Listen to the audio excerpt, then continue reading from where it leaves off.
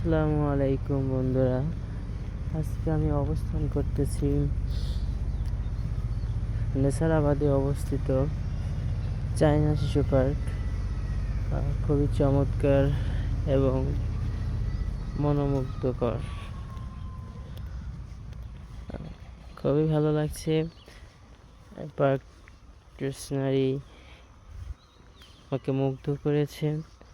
আপনারাও চাইলে ঈদের এই বিশেষ মুহূর্তে আপনার আত্মীয় স্বজন প্রিয়জনদের নিয়ে ঘুরতে আসতে পারেন। আসলে খুব চমৎকার একটি পার্ক। আজকে এখানে আমি আসছিলাম একটা গজলের সুর দেওয়ার জন্য, তো চিন্তা করলাম আপনাদের সাথে একটু আমার ভালো লাগা শেয়ার করি। আপনারাও এখানে আসবেন, ভালো লাগবে।